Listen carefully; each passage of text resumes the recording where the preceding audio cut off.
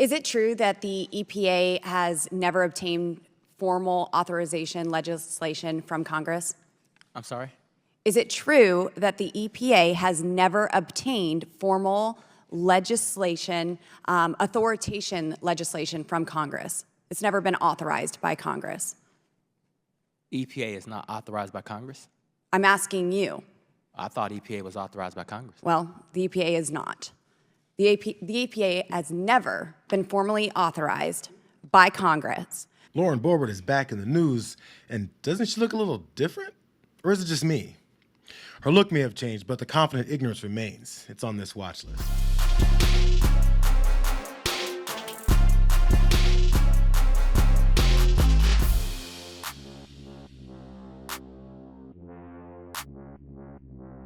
It's just shocking. You spend so much time with our regional staff and regional administration in Region 8 and have such productive conversations about how we're doing things for your district and your state, and then you take this microphone and you I've also seen the coal plants that have been decommissioned in my state. But 100% we should not I've exist. seen the energy regulations that have regulated my district into poverty. You're spending time with my staff. So sure. In your district. Of course I am. I have oversight over your staff, and I want them to answer. I want them to provide a service for the American people. Complimenting them but there about are the so much. Yes, there are some things that have been done well, but not everything. 100% when we have $617 billion per year in rulemaking, that is absolutely absurd. When you are taking our affordable clean energy and regulating it out of existence and killing these good-paying jobs in my district, yes, I have a problem with that. Sure. Boebert got the chance to grill EPA Administrator Michael Regan and thought she could run through the normal list of conservative grievances about how much they hate regulations that keep Americans safe from the corporations that pay them to complain about it. She thought she was on a roll since the griping is the standard. I'm asking about the EPA, and I'm asking about your rogue bureaucrats that have enacted these unconstitutional regulations. Are you going to repeal them? Are you going to continue to implement them, or are you going to stop altogether since it's been overturned? Do you understand the ruling? Do you understand the ruling of the Supreme Court? I do, and so your question is ill-formed. No, will you be repealing? We're not going to stop. So you're going to unconstitutionally continue with these rulemakings. We're going to adhere to the Supreme Court and continue to do our. So which rulemakings are you going to roll back? We're going to adhere to the Supreme Court and continue to do our work in accordance to the Supreme Court.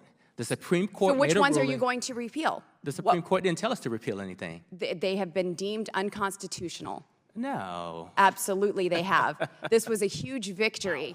And that's where her mind starts and ends. MAGA thinks that every time the Supreme Court rules against the American people, that it's a victory for them to be as lawless as they said Donald Trump should be.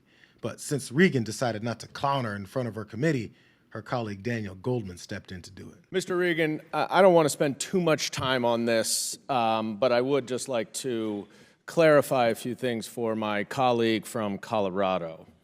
The Loper-Bright ruling, as you know, said that the courts should not defer to agency rulemaking if a statute is ambiguous, and instead the courts get to determine whether or not what the statute means.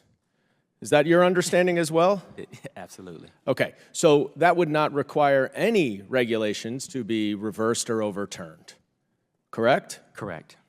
In other words, the expert testifying to the Oversight and Accountability Committee on the EPA's ability to implement regulations knew more about his job than Lauren Boebert does. She thought she could go through the same routine of yelling at and disparaging regulatory agencies to continue to advance the GOP's demonization of government activity, all while falsely claiming credit for the benefits that the government provides her constituents. She tweeted this back in May. Great meeting with Glenwood Springs City Councilor and former Mayor Jonathan Goads. We have secured over $51.4 million for the South Bridge. Was thrilled to hear about nearly $30 million in cost savings in addition, and that my support has helped make this project a reality. She thought she could play both sides of the issue for political purposes, but Transportation Secretary Pete Buttigieg wasn't having it. Congresswoman, in what way do you believe that your support helped this project? We chose it because it's a good project and funded it using President Biden's infrastructure package, which you voted against. That's just how dishonest Republicans roll. try to destroy the country at every turn, making responsible lawmakers fight 10 times harder to progress the people's interests, only to claim responsibility for the help later. Damn near all of them do it. When we look at where this money is going from this administration, Rep. Jordan's district got $500,000.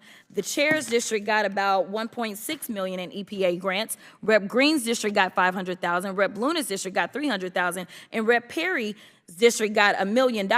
So for Republicans that may feel a way about EPA and it allegedly pushing a woke agenda, I just want to know, can we get the money back? I'll yield. Now, why aren't the dishonest politicians that scam Americans about their actions actually ask questions like the one Representative Crockett posed there? Why don't Representatives Jordan, Comer, Green, Luna, and Perry actually have to explain themselves for lying to their constituents about their vocal opposition to the EPA while taking the money as a win for their communities? Their hypocrisy gets exposed only to allow them to shamelessly do it all over again. They avoid accountability partially by dipping right back into the well of barking at government officials. Mr. Reagan, do you have plans for next year, sir? You have plans for next year? I have plans for every year. What's your plans for next year? Well, my plans are personal. And I don't Well, I'm know- and asking I you don't know professionally. Well, you have plans I to don't- I'm not continue obligated to- your battle I'm that not- you're carrying that torch for. With you just assaulting me and saying I'm un-American. You think now this wanna was an know- assault? Now you want to know what my plans We definitely living in two different worlds. Oh, yeah, we are in two different worlds. Mr. Mfume. I have an inquiry of the chair. Mr. Chairman, we disagree on a lot of issues in this committee a lot of times, but we always ought to look and put a stop sign in front of ourselves when we start assailing by name the personal integrity of any witness. I mentioned this a few weeks ago with Mr. Fauci. It continues to happen. I want to make sure I'm on the record so that members of the committee on both sides of the aisle will at least respect the personal integrity of a witness before this committee. The chair recognizes Mr. Higgins for his final few Chairman, seconds. this is the Oversight Committee. This is where government is forced to sit in front of Congress and be held accountable for their actions. Mr. Chairman, isn't the gentleman's time up? Personal integrity, that's Mr. not Chairman, my but problem. It's Mr. Chairman, I yield. not the McCarthy era. Gentlemen, It's yields not back. the McCarthy committee. They simply don't care about the American people or the country itself.